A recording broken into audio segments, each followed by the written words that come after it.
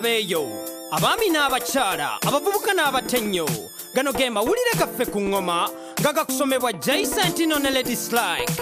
Tuula, kalira, wuliriza, nyumirwa amawulire.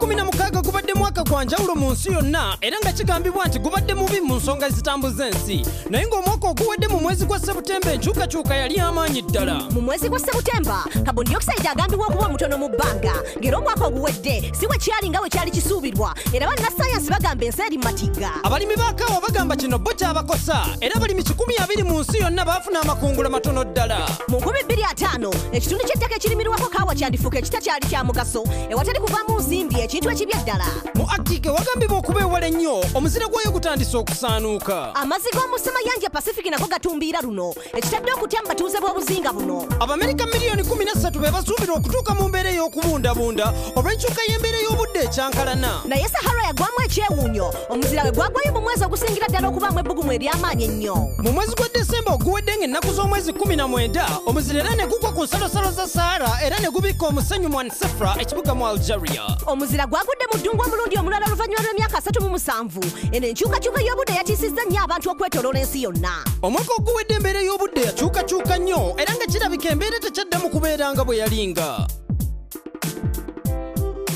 Buli mwaka ekitongole kya Confederations of Africa eky'omupiira kigaba ebirabo, ng'omwaka guno kyakuziza emyaka 25 kava nga kitondebwawo. Yadde ng'okuvuganya kwabadde kw'amanyi mu mawanga ga Africa agasamba akapiira, Uganda yasobodde okubukayo n'obuwanguzi bwayo obusookedde ddala. Uganda yawangudde ekirabo kya CAF ekya ttiimu y'akapiira ey'omwaka oluvannyuma lw'okuzannya obulungi n'okwesooka empaka z'ekikopo ekya Semazinga Africa.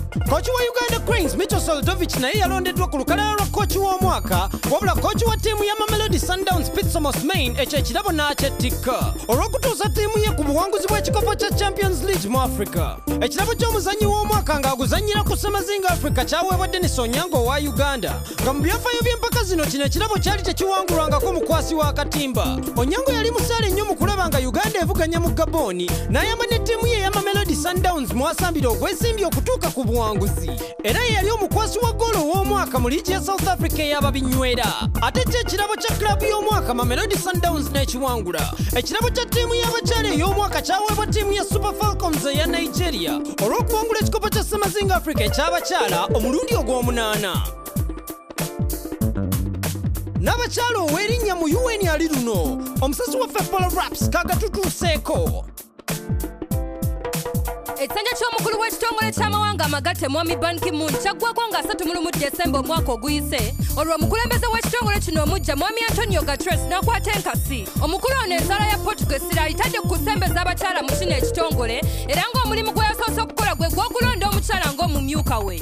Minisita wa Nigeria ow'obutonde mukyala Amina Mohammed yalondebwa ku mulimu guno olw'omulimu amatendo gwe yakola mu kuteekawo emiramwa gy'enkulaakulana mu kitongole kino, okugeza ng'okutumbula ebyenjigiriza n'okumalawo olumbe lw'obwavu, nga nsalesale w'akaweefube ono akoma mu mwaka gwa 2003. Mukyala Amina akoze kinene mu kuteeka mu nkola emiramwa gino mu Nigeria, era nga ku nsonga eno abadde muwabuzi w'abakulembeze ba Nigeria 3 balambirira.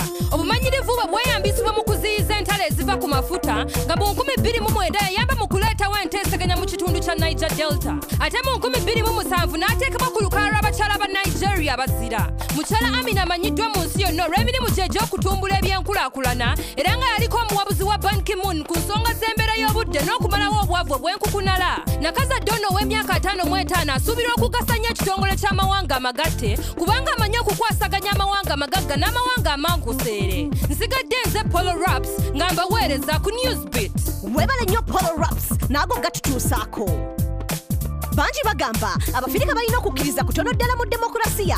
Abafirika ebitundu 6 ku buli 100 mu mawanga 36 bagamba eno enkola tebagiraba mu nsa kubanga esinga kukolera abo abagivuga. Newsbeat twetegereza ebisuubira okuva mu kulonda kwa 2017. Mwami Kagame yeetegese okunoonya akalulu k'ekisanja ekyokusatu eky'emyaka 7 oluvannyuma lw'okuwangula ebitundu 93 ku buli 100 mu mwaka gwa 2010. Donald Trump ne Kagame baagala nnyo omukutu gwa Twitter ngeno gye babunyiza ekigambo kyabwe eri abawagizi baabwe abawera miliyoni 1.5. Ensi ya Rwanda yakyusa constitution yayo mu mwaka gwa 2015 era mwabikaga amakkirizibwa okwesimbawo mu kulonda okujja ng'etteeka ligamba nti ono asuubirwa okufuga Rwanda okutuusa mu mwaka gwa 2034. Abanyarwanda bakulonda mu mwezi gwa Agusto nga 4 ng'era ne Kenya yakulonda mu mwezi gwa Agusto nga 8, ekintu ekisuubirwa okubaamu ebbugumu ery'amaanyi ddala. Abamu bagamba Pulezidenti Uhuru ekitongole ky'ebyokulonda kimukwatirwa ekisa, oludda oluvuganya gavumenti nalwo lukyenyigiddemu ng'era bagamba bannakenya tebalina kye bafunyeemu. Kuba obutujju bukyaliwo, abasawo bakyekalakaasa, banka zigudde, obuli bw'enguzi bukyaliisa enkuuli mu ggwanga era ab'oludda oluvuganya gavumenti bagamba kano ke kaseera babeeko kye bakolawo. Omukulembeze wa Angola Dos Santos asuubirwa okuva mu ntebe oluvannyuma lw'okubafugira emyaka 98. Mu Congo bo balaze nti beekyaye ng'era mwami Kabila kirabika ng'okulonda kwe kunaamulamula ng'ekyebuuzibwa kiri nti mugana amawanga 4 liriwo erinaafunamu. Ago ge gabadde amawulire gaffe ku ngoma n'olulala tuula owuliriza amawulire amalala agokya. Sigadde eze Jay Sentino ne Lady Slike. Gano ge mawulire ku ngoma, wulira amawulire. Tuula, kalira, wuliriza, goberera okuva mu studio mpaka ku street ge mawulire. Goberera engoma, goberera engoma, goberera engoma. Yes, goberera engoma. Goberera engoma, goberera engoma, goberera engoma. Yes, goberera engoma.